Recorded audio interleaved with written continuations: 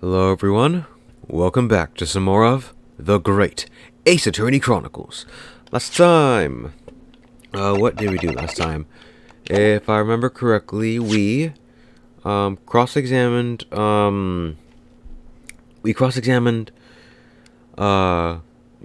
some more and found out that his name isn't even Graydon. His last name was originally Milverton, which, if you recall, is the name of thrice-fired Mason. Yeah, Mason Milverton. And he used to be old friends with the Skulkin brothers, so yeah. And the reason that's important is because this music box isn't just an ordinary music box, and that disc isn't a music disc. If we look here,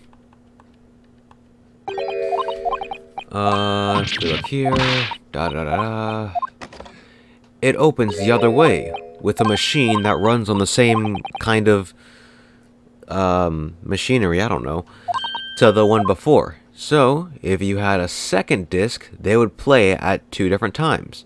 The reason this is important is because when played, this disc plays the same note over and over and over again. So if we had a second disc, then that would mean it would be Morse code. And considering that the newspaper talks about secret government communications being leaked, yeah, it's highly likely, and because Graydon is a communications officer, it's highly likely that he's, selling government secrets, I think. Yes. And essentially, this was the main bit of contention as to why McGill killed Mason, so, yeah. It was a whole thing. Beyond that, though, as we got into this, the Skulkin brothers basically revealed that Graydon was there with them, and Graydon pulled a last-ditch effort and basically said, "Oh, well, if I was there, then I saw the shooting." Yeah, whatever. Anyways, let's get this party started with the testimony on the moment of the shooting. Oh, or the cross-examination, I should say. Alright. Let's see here. It's been a while, let me read this over again. While these ruffians were jostling with the broker, I was at the front of my shop. When he threw Nash, I felt a sharp pain. I pursued the man, but he shut himself up in the storeroom. Okay. I could see him through the peephole in the door, though. Alright. The accused, in black coat, shot the man and back as he was trying to flee to safety. Ah, that's right. What he also did was basically say that, let's see if I saw blood splatter all over that wretched girl. Yes. He basically said the blood splattered all over the coat. And then, after that, they basically ordered a test on the coat, which, I mean, we know there's blood on the coat, but we know whose blood it is, and when they come back, they ain't gonna know whose blood it is. So, yeah, we're basically running on limited time here. We have to basically put Gina in the best light possible. So, yeah. Oh well. I can't see much of any starting points at this time. I guess let's just press everything and see what we got. I don't see any starting points we can go off of. Hold it! Mr. Windibank emerged from the storeroom, I believe. Ringo and Nash were scouring the council when he suddenly appeared and flew at them. He already had the revolver in his hand. Fortunately, I wasn't too close. I haven't ever been so scared in all my life. Yeah, we're just a regular man-managed burglars. That's all. We don't like violence. Says the pair who carry a gun. What do you mean when you say you were near the entrance to the shop? I was in the doorway, running my eyes over the shelves of forfeited items. Looking for the music box, of course. The broker went for Nash in the first place. Then Ringo joined in, making it 2 against 1. so I assumed they could handle the situation. But I guess I was wrong. I was trying to help my little bruv, but the old geezer chucked me over the bloomin' counter. So I pulled my gun on the old fella, and that soon made him scarper. The pair of you sitting upon this poor defenseless pawnbroker together. Shame on you. Sorry, Gov. When Windermere through the Nash, I felt a sharp pain. Wait a second. If only 3 bullets were fired, and these 2 guns only have 1 bullet. Oh, the Skulkin brothers probably have. No, yeah. Both these have 1 bullet discharged, so. Hold it! Who fired that gun? That hit him. You mean that's the moment you were shot? Yes, though I didn't immediately realize what had happened, of course. Things crashed to the floor from the counter as the 3 men were brawling. It was exactly at that moment that it happened, so I didn't hear the gunshots. And the bullet went on to strike the calendar on the wall behind you. So it would appear. When I looked at my arm, I saw that it was bleeding badly, so I wrapped my handkerchief around it. Seeing as I couldn't explain what had happened to a doctor, I had no choice but to wait for it to heal. I didn't imagine it would be still bleeding 2 days later. Bro, they don't have first aid? You can't cover that up with a bandage? Not a bandage, no, but with a... Actually, yeah, one of those rolling bandages things. Bandage tape, whatever it's called. Did Mr. Winderbank intend to shoot you, do you think? Well now, I don't imagine he even noticed I was there, to be honest. I mean, why wouldn't he, right? You're in a small bit of lighting, plus there's, what, yeah, you're in a small bit of light wearing an entirely white coat. Whatever. Perhaps the gun went off accidentally. Anyway, it didn't quite strike home. When I pulled my gun at him, he tried to shove me out the way.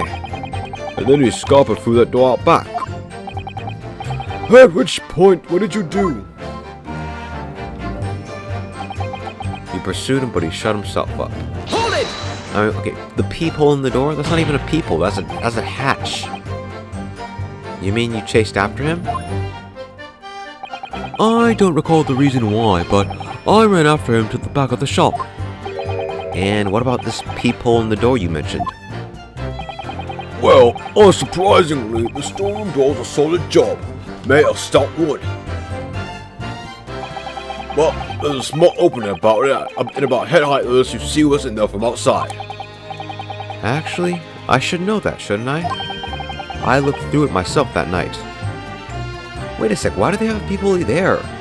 Isn't that a storeroom to all the stuff that's like hidden? The vault of all the pawnbroker stuff? Couldn't someone just open that? Couldn't someone just like come open that, stick their hand through the door and unlock it? Because that seems like a huge security vulnerability there. Someone can easily just walk in, grab the knob, open the latch, unlock the door, and get inside. Matter of fact, why does he even have a peephole into the storeroom to begin with? What are you looking at? Oh my god.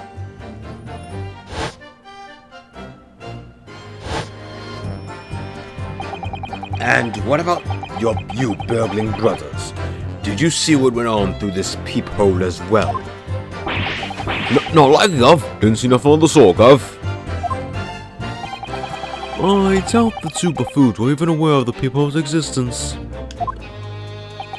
So, the Skulkin brothers were there, but they didn't see the killing of Mr. Winderbank take place. Inside the storeroom, I could see that broker and the young girl standing there. The defendants? Yes, though neither of them noticed that I was looking. The girl raised her gun and pointed it straight at the man. And then? Oh, and then? What did you see next? The accused in a black coat shot the man in the back as he was trying to flee to safety. Flee to safety? Where? No, really, where? The storeroom ain't got any places to hide. If he went outside, he would have ran straight into you guys, which he knew was out there with a gun, so... Yes, when the crime was discovered, the defendant was found with a gun in her hand. But that was Mr. Windibank's gun, from which only a single bullet had been fired. And as we've already established, Mr. Graydon, that bullet was fired at you. Ah, but no, it wasn't the broker's gun that the pickpocket girl had when I saw her. Yes, the bullet from Mr. Windibank's gun grazed my arm, and yes, the Skulkin's gun grounded the detective. But this was another gun entirely. A third gun. The broker's gun was not the murder weapon, so clearly there had to have been a third firearm involved. In other words, the accused must have had her own gun with her at the time. Objection! Yeah, bro? But no other gun was found at the scene.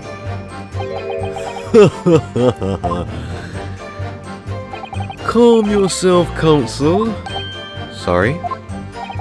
You must consider the events in order. At first I saw the broker and the girl glaring at each other, but then all of a sudden, the broker turned to run, and it was at that moment that the little gutter rat shot him in the back. A chilling image, I must say.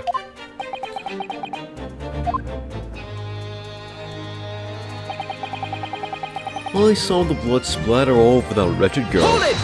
Whatever. All over her?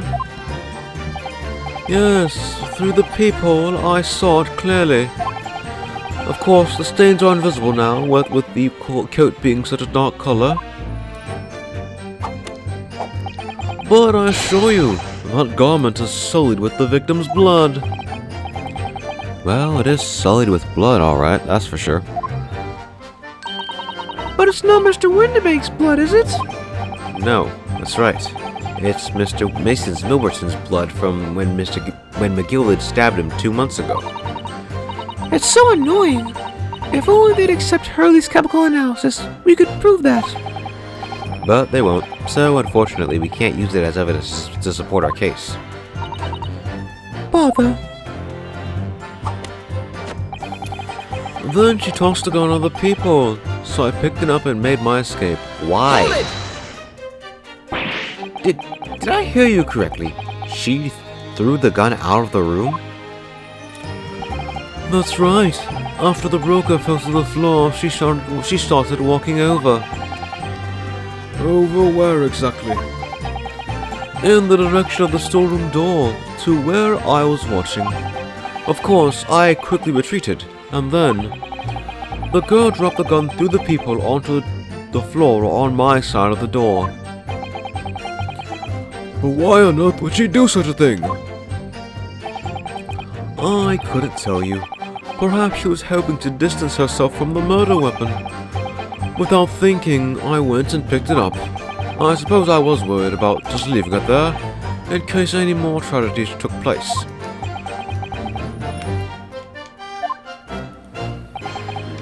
So it was you, in fact, who took the third gun from the scene of the crime. Yes, it was yours truly. I left the clear up to my lackeys and left. Clear up? We made a bit of a mess around the corner, so Mr. Whistle and Fruit told us to tidy up. He thinks he's a bloomin' mum sometimes. Well, I was paying you enough, by God.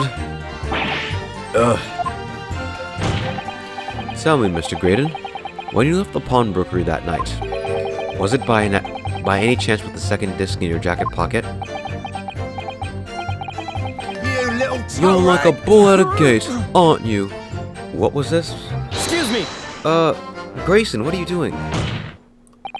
Gentlemen, what are you guys doing?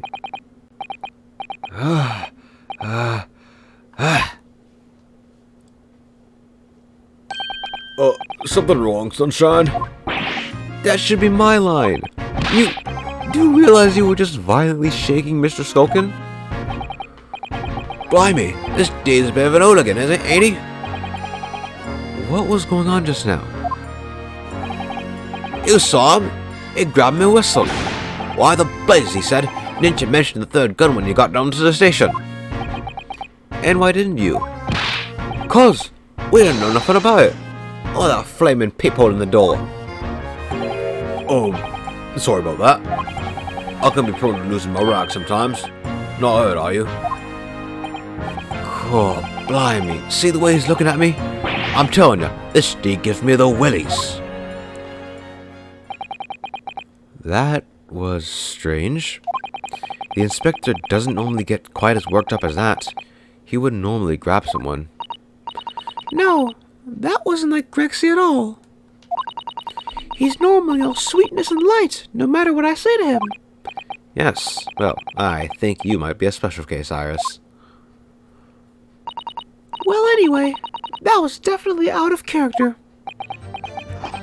Okay, then. Oh, good, that was ever... Oh, no. Oh, no. Oh, no. I know what's happening. Let's see, what voice did I give the bailiff again? What voice did I give? What? Oh, sorry, something came up. My lord. Requesting your lordship's permission to interrupt the cross-examination.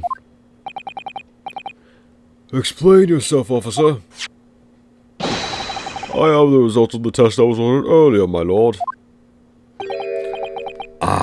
The blood on the accused's overcoat. Thank you, officer. Very well. The cross-examination is hereby temporarily suspended. I presume you have no objection, counsel? No, my lord. Well, we're done. Trial over. We lose. Well, there you have it. The report, please, Inspector. Yes, sir. Traces of human blood were found in the overcoat of the defendant, Miss Gina Lestrade. From the extent of the stains, it would appear they were a result of splattering following a gunshot wound. End the report. Goodness me!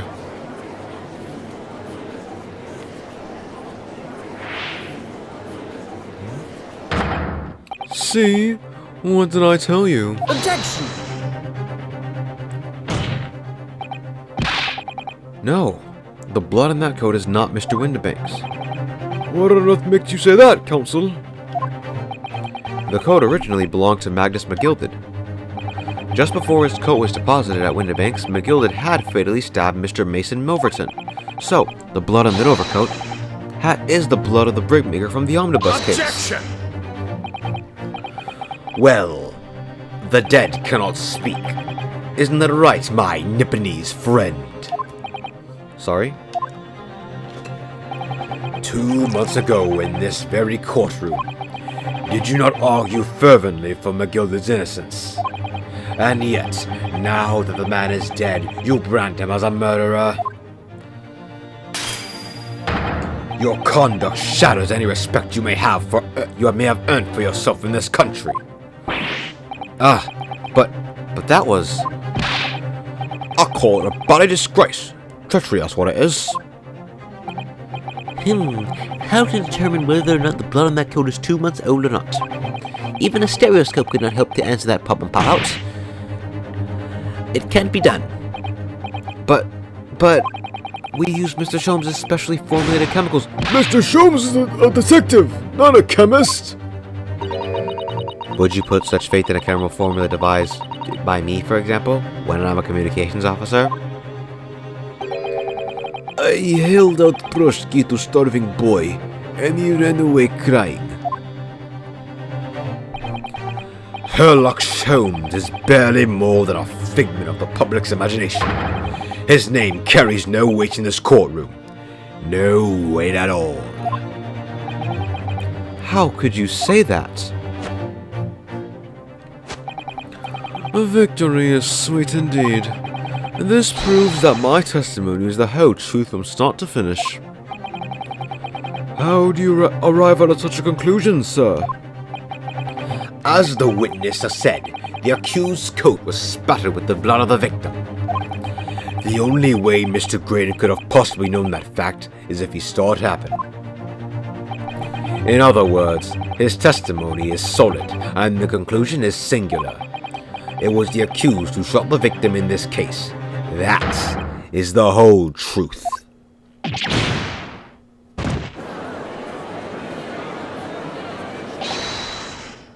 My lord. Been a long battle, this one, but this old warhorse has something to say now, if you please. Mr. Foreman. As of this moment, sir, the squadron has reached its final decision. Ready, men? All for one now. Sir. Guilty. Guilty. Guilty. Guilty. Guilty. Guilty. Yeah.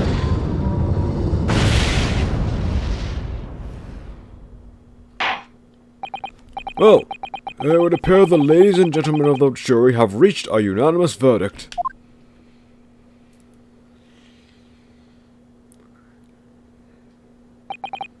The defense has consistently failed to unpick this witness's testimony.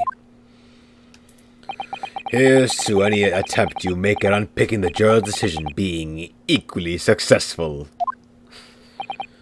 I don't believe it. After I've come so far, how was it all unraveling on me so fast?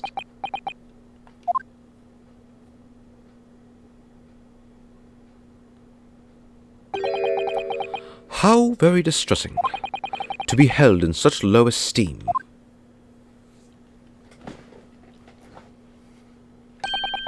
Wouldn't you agree, Mr. Naruhodo? Officer, you've delivered the report now. That will be all, thank you. It occurs to me with some regularity, Mr. Naruhodo, that scientific truths are determined not by science, but by none other than the human mind. I know that voice. Am I going mad? Mr.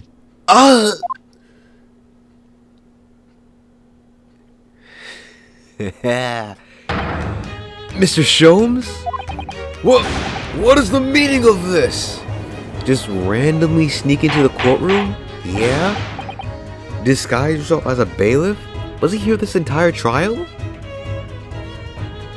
No, really, was he? Because that would be crazy if he was. What business do you have here, detective? The last I heard, you were recuperating in a hospital. As well as I would be, had I not been set upon an errand. What errand? Hurley, it's really you! You're awake at last! Yes, good day, Iris. I appear to be rather late to rise. My apologies. Now, my lord, if you will humour me. In what manner, sir? I have something of great importance I wish to give to this young lawyer over there. I need no more than 5 minutes. Would you be so kind as to spare us the time? What say you to this, Lord Van Zieks?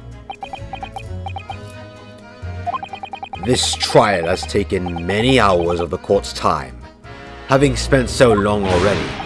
Exactly. Having spent so long already, we don't want to go around wasting more precious time. As I was saying, having spent so long already, it would seem churlish to deny the defense a mere 5 minutes. Very well then. Counsel, you have 5 minutes. Alright, that's 3 people, okay. My dear fellow, I apologize for my tardy arrival. Mr. Sholmes, are you alright now?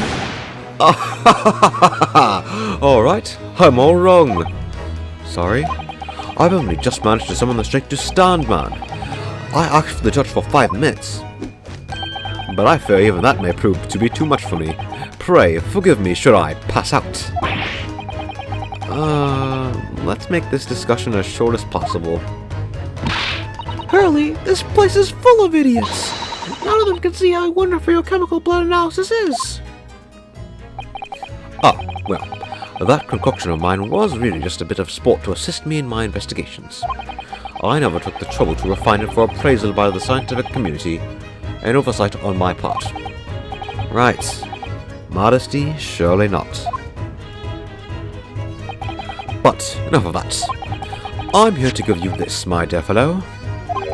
What's that? A lavender furoshiki wrapping? A leaving present from Miss Susato. From Miss Susato. If possible, matters were to be settled without me giving you this. Those were her instructions when she asked me to do this favor. I don't understand. Miss Susato foresaw today's events, I believe. She knew that the culprit would attempt to escape justice by means of both devious and underhand. And that you, Mr. Naruhodo, fighting fairly as you wont to do, would find yourself in considerable peril. And at that moment of crisis, you were to be given this small parcel. Those were the dear lady's instructions. A leaving present from Susato-san? Whatever could it be? What is this? Oh, it's the machine I made. Ah. Oh yeah, that doggy door thing.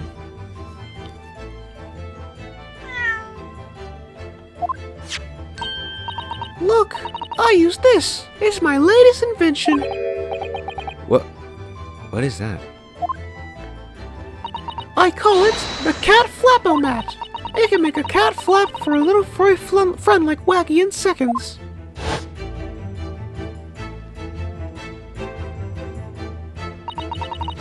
What's Susie up to? Miss Susato muttered the following words before she left. I'm a failure. I don't deserve to be called a judicial assistant. What? Didn't she say something like that? You really are the best judicial assistant in the world. Well, that's extremely flattering. But I'm sorry to say that I've been a complete failure.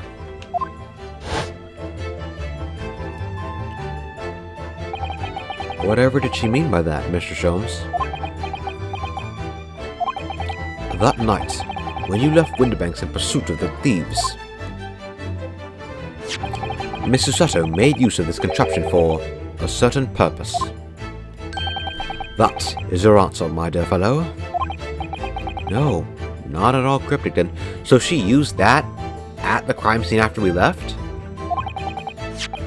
Susato-san used this cat flap-o-mat that night? But why? Yeah, all it does is make a doggy door. Is there small flaps larger? Oh, snap! Small flaps and larger doors! Oh, that makes sense! Oh!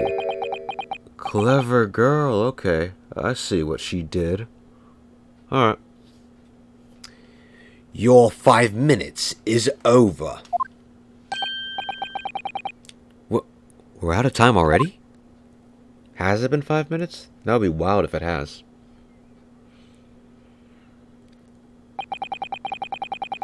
I'm grateful to you for affording us that brief recess, Mr. Reaper. I need no thanks, Detective. After all, the die is cast. Is it really? The jurors are up unanimous in their leanings. No doubt my learned friend will consider a summation examination. But any attempt to alter the verdict now would be utterly futile. I wonder. Mr. Naruhodo. Yes? The rest is down to you, my dear fellow. What is your plan? The rest is down to me. I need to be careful here. If I make a wrong move, the trial end badly. My lord, the defense requests further cross-examination. After all, it's been suspended, not ended, if that makes sense. Objection! The jurors have spoken. Protocol dictates that you may not cross-examine a new witness now. Objection! The defense is not asking for the cross-examination of a new witness, rather to continue with one of an existing witness. What? It would appear that a rather important detail has escaped your attention again, Mr. Reaper. Yeah. After we got back the blood test, he suspended it. Again with the suspension. Is no one paying attention here? Well, I guess it's not hard to, but... So nobody can say anything then. If Riddle acts to presume his cross-examination of Mr. Graydon... The court is obliged to allow it. This is absurd!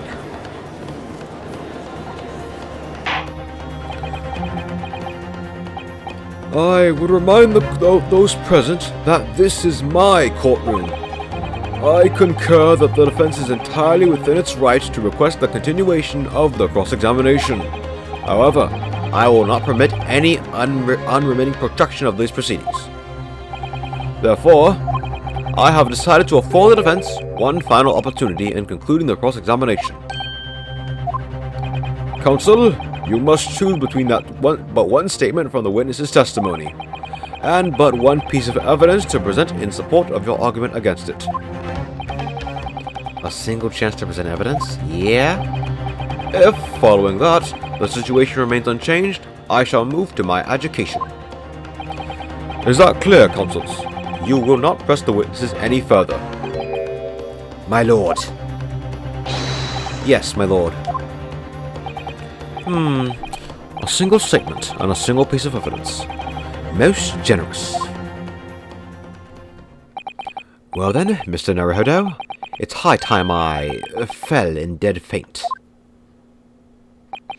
I leave this in your capable hands.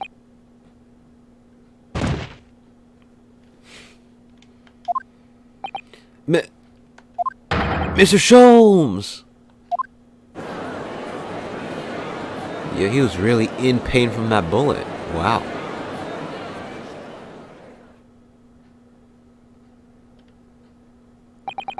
To stand so insouciantly before the court in a state of such high fever, either the man has extraordinarily high strength of mind, or an extraordinary lack of feeling. I imagine he's feeling very little now, Detective. I imagine he's feeling very little now. The detective is sleeping soundly in one of the antechambers. Strike a man when he's down, why don't you? Well then, counsel, are you fully prepared?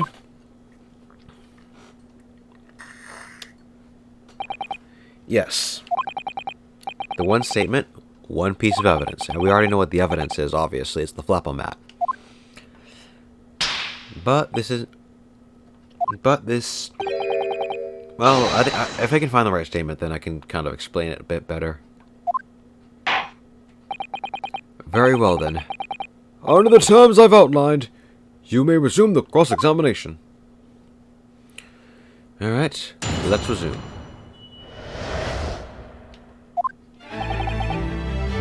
Yeah, this theme... Whatever. Statement is... Fleet safety...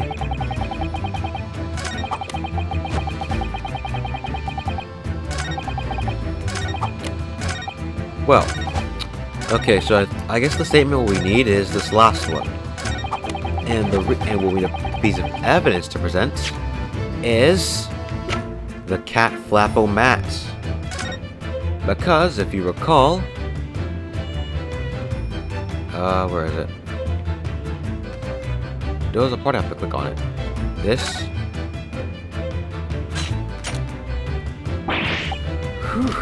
Those vicious teeth look like they can flip through anything.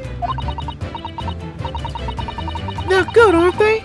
They're made of a special alloy developed just for this job. The cutter rotates then 10 times per second, so it can get through any kind of door in no time at all. And what are these two parts at the top here? Oh, those are for attaching hinges to the second section of the door that gets cut out. Right, of course. Nothing can match this machine for power. It can make mincemeat of even the toughest of doors. It sounds so charming and friendly from what you say, what it's for, but it feels like the reality of the cat Flap-O-Mat is that it's a grim weapon of poor destruction. Wakahai's so adorable, there's nothing I wouldn't do for him, even developing deadly weapons. Okay. Well, it has to be. Let me see if that's the right one. Is there any to make sure? Okay, yeah, okay, so I guess it's this statement, yeah? Or which is better, this one or this one? Because both mention the people. I'll go for this one. Well, if you recall, the cat Flap-O-Mat can generally make small flaps in larger doors. And if we compare the size of the cat Flap-O-Mat to the picture of the photograph, you'll see this could have been made. I mean, it makes sense. It's about that big, and it's about as big as one of Wakahai's things. As well as the fact that if we look in, I don't know if you guys caught this earlier, but if I kind of mentioned it a little bit, but if we go back to the photograph of Gina taken 30 minutes earlier, it ain't there. The storeroom, the storeroom does not have a peephole. So, yeah, Susato did basically just create a peephole. Objection! What on earth is that eccentric contraption, Counsel? Ooh, it's my cat Flap-O-Mat, my lord. It makes for a way for cats to get in and out of a room. It can cut through any door you can think of, and make a new little door in the middle of it. That's right, my lord. It's a device for creating so-called cat flaps. Small doors for cats to come and go as they please without their owners having to open the main door. I'm sure we can all work that out for ourselves. But that cat lover's contrivance has no possible relevance to this case. Oh, really? Of course it doesn't. To start with, there is no cat flap in the pawnbroker's door. Not being a keeper of cats myself, I'm afraid I fail to see what this has to do with the matter of hand. Perhaps it would help if I described its function another way then. This contraption is able to create a peephole in any door you can imagine in practically no time at all. I beg your pardon? A peephole, you say? 2 nights ago, we arrived at the scene only minutes after the murder of Mr. Windybank had taken place. That's right. According to the paperwork at the yard, it was you, your deputy assistant, and Sholmes. Yes, the 3 of us were together, and it's recently come to my attention that my assistant made use of this device at the time. Your assistant did what? There was a peephole in the storeroom door. I can attest to that. Because I looked through the peephole myself, in order to see inside the locked storeroom. This is ludicrous. What were you trying to say? Of course there was a peephole in the door. I said as much in my testimony. How else could I have witnessed the crime, for pity's sake? Yeah. How else could you have witnessed the crime if it weren't there? Yes. How could you? What? Counsel, kindly say what you mean. Alright, it's time. Time to strike the final blow. What I mean is this, my lord. My assistant made the peephole in the storeroom door, and until such time she did, the door had no hole in it to look through. What? No! Objection! This is a farce! Are you really suggesting that the people in the door was... Yes, it was created only after the incident had taken place by my judicial assistant using this device. Your assistant tampered with the crime scene whilst being fully aware of the gravity of her actions? This is a most serious act of vandalism. For which I humbly apologize, my lord. It was in the few minutes that I left the scene in order to pursue the Skulking Brothers and alert the police. Nevertheless, in light of this new information, it becomes apparent that Mr. Graydon's testimony is riddled with holes. Riddled with... Explain yourself, counsel. The majority of Mr. Graydon's testimony that appears to incriminate the defendant is based upon what he witnessed through the people in the storeroom door. Yes, that filthy girl was shooting the man in the back. However, if at the time of the incident, that people did not yet exist in the door, there's no possible way you could have seen what you claim to have seen. Ugh. In short, your entire testimony is a pack of lies. Ugh!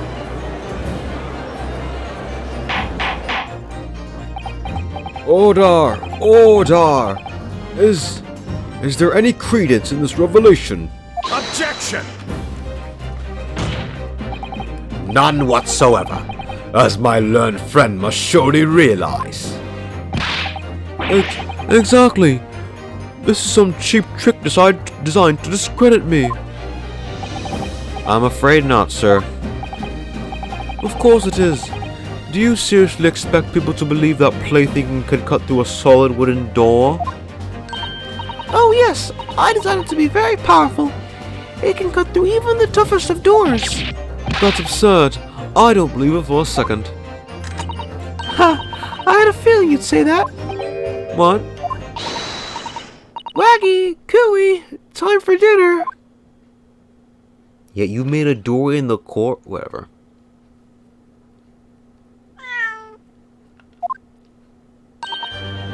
Well, Young lady, this is the Old Bailey. One does not make cat flaps in the oak paneling at the Old Bailey. I'm not done yet. Don't worry. This doesn't mean that the peephole in the storeroom was made by your machine. And there's no way you can prove that it was. no, but it's easy. What? The cat flaps my cat flap creates are all of a fixed size. And the dimensions of the people at Windibanks are an exact match. Hehe, old Silky's lost for words. Excellent work, Iris. Thank you. And now it's my learned student friend's turn to be lost for words, I feel. I believe your judicial assistant has already left the country for your Eastern Island home. How did you know that? Well, yes, that's true. Then you may have some difficulty in establishing all of the facts. For the sake of argument, let us assume the people has the dimensions that are a perfect fit for this contraption. In that case, when was the people cut? The prosecution demands proof of your answer. What is the purpose of your line of inquiry, Lord Van Zeeks? It's very simple, my lord. The defense argues that the people was created after the incident using this device. But now that the perpetrator has returned to her native land, she cannot testify to this fact. There is no proof. And for as long as the defense remains unable to prove when the people was made, my learned friend's claim amounts to nothing more than a baseless accusation. What? But we do have proof. Indeed, that is so, Lord Van Zeeks. Well, counsel? Don't give up now, Runo. This is the time to create your own opening and force your way through. I don't know if I can do this, but I do know one thing. Susato-san is the greatest judicial assistant in the world. Very well. The counsel for the defense will present evidence to support the claim made.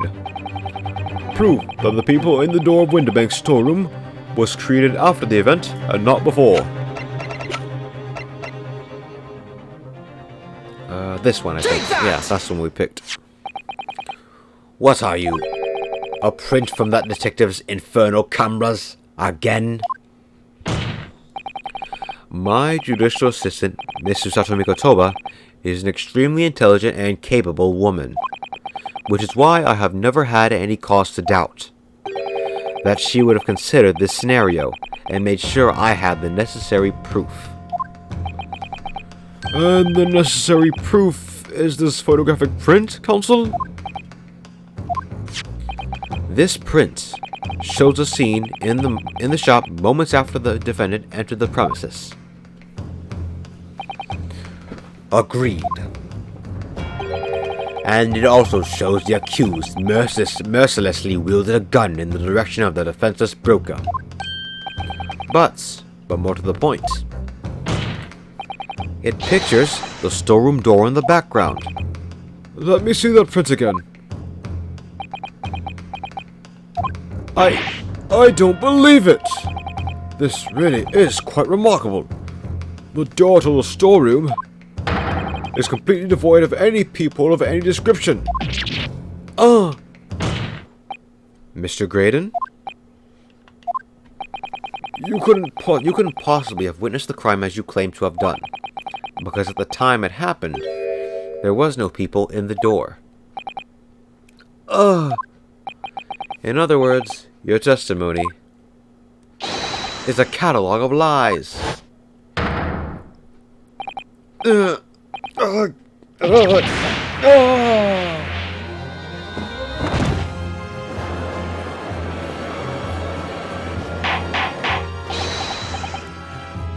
Order! Order! I am satisfied that the defense has substantiated its claim beyond all reasonable doubt.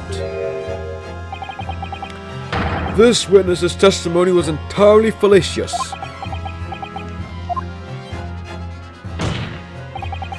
That's not the only thing we now know beyond all reasonable doubt.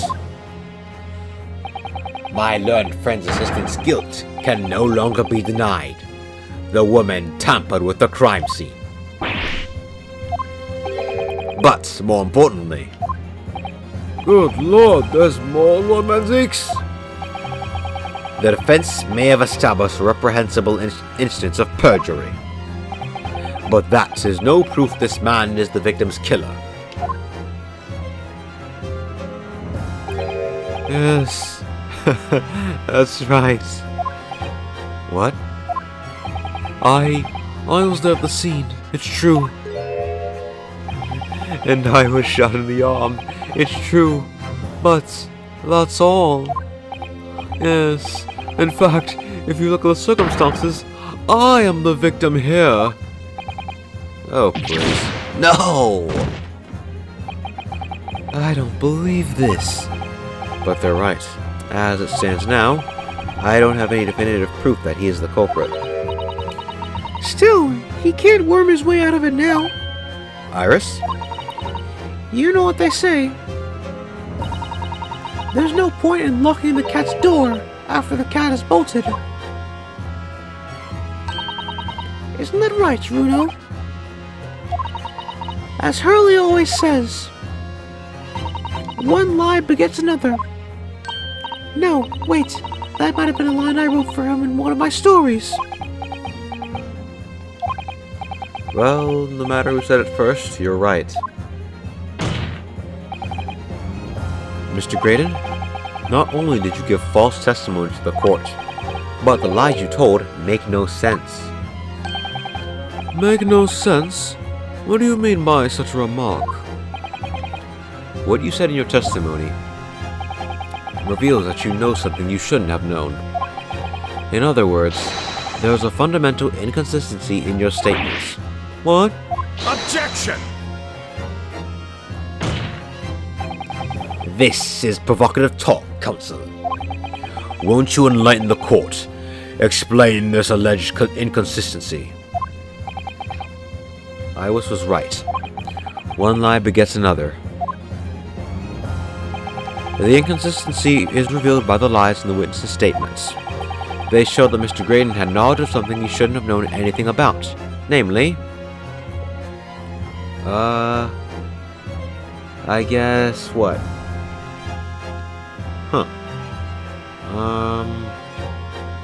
I guess the bloodstains, because if the people didn't exist, then how could he have seen the shot go off? How could he have thinged with the bloodstains, you know?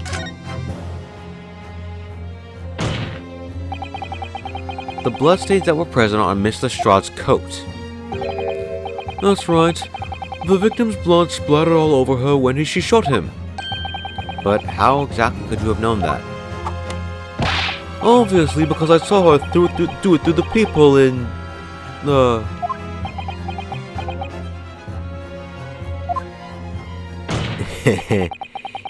point is not that you lied in your testimony, Mr. Graydon. It's the nature of the lie you concocted that is so revealing. You're not making any sense. Then let me ask you a simple question. How is it, Mr. Graydon, that you knew of the existence of the people in the storeroom door? What? Well, obviously, I...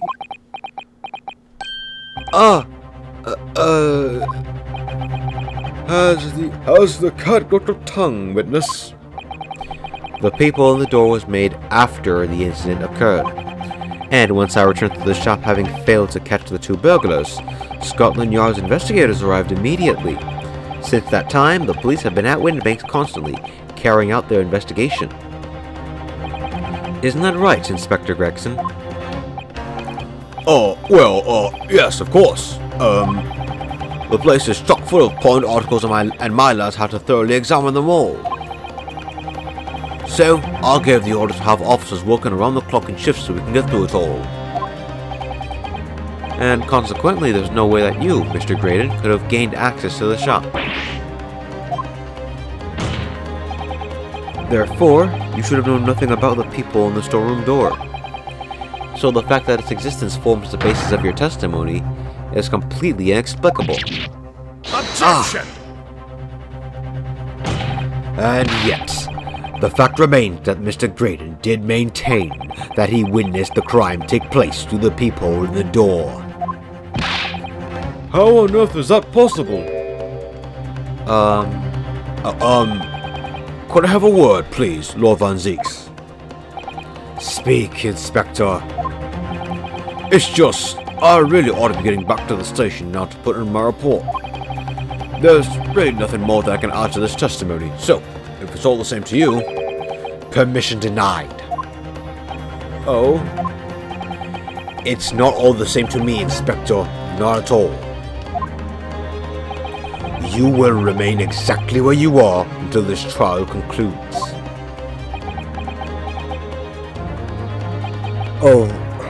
Sorry. Of course, sir. Mr. Graydon? You shouldn't have known about the existence of that peephole. Which can only mean that you must have been informed about it by somebody else. Yeah, he was trying to escape before we could tell that it was him? Objection! Stop there, my learned friend. You realize, I trust, that the words you've just uttered have extremely serious implications. Yes. But the defense believes that the details about the case that Mr. Graydon claims to have seen must have been revealed to him by a certain person before his testimony. And, in fact, considering a particular clue we have, there's really only one person it could be. Who is the person in question, Counsel? Who gave this witness details of the crime scene to fabricate his false testimony? Who else? But Gregson. I mean, he's pretty much the only person that could have said anything. Take that! Yeah, that I guess, yeah. The truth is, It can only have been you, Inspector Gregson. Me? Objection! You had better have some proof to substantiate such a rash claim, my learned friend. Consider the fact that we have only been aware of Mr. Ashley Graydon's identity for the last few hours. We learnt of it only during the course of the trial today. Indeed. Preparations for this testimony were made with great urgency during our hour-long recess. While the police executed the subpoena and brought the man here from the communication station. And until that time, Mr. Graydon would have had no idea. No inkling he would suddenly be required to appear in court. Are you suggesting that until such time as he was summoned? Yes, my lord. Until then, it's reasonable to assume he knew nothing of the people. It was only once Mr. Graydon was in the stand that he realized his position. That he would have to defend himself against the accusation that he was the third intruder. You're suggesting to the court that it was while this trial was in progress that he received the information? So that he could commit perjury in order to save his skin? Exactly. And the only person with knowledge of the investigation that he had any contact with is you, Inspector Gregson. Yeah, they were literally back-to-back they were literally like shoulder to shoulder, backs to the court, literally whispering. This is a bloomin' outrage. Why would I be giving details of our investigations to this fella, huh? I was summoned to his lordship's chambers during the recess in any case. Had you forgotten that? Quite true. I had a number of questions regarding the events that transpired at the pawnbrokery. Which means the first time these two laid eyes on one another was after the proceedings resumed following the recess. Since then, they've been in full view in the stand, where such illicit discussions couldn't possibly have occurred. Oh, I just remembered something, Bruno. What is it, Iris? There was one time before, wasn't there? I think it was when Ginny was testifying. Oh yes, now that you mention it. When the bailiff was dispatched to retrieve Mr. McGilda's music box from the scene of the crime. That's it! It was during that testimony. I remember finding it strange at the time. Mr. Graydon and the inspector seemed to have been having some kind of secret discussion.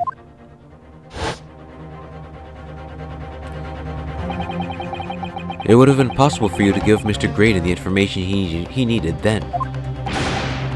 You little toe rag! You're making all this up. I'm a respectable Scotland Yard inspector, for crying out loud. Why would I do something like that? Why would I be giving away confidential details to the likes of this bloke? Admittedly, you wouldn't have had any reason to do so, to something like that for no gain. But perhaps it was part of a deal of some kind. Then it starts to make more sense. What deal, counsel? I wonder if perhaps, in exchange for details about the people at the crime scene, Mr. Graydon agreed to give a certain something to the inspector.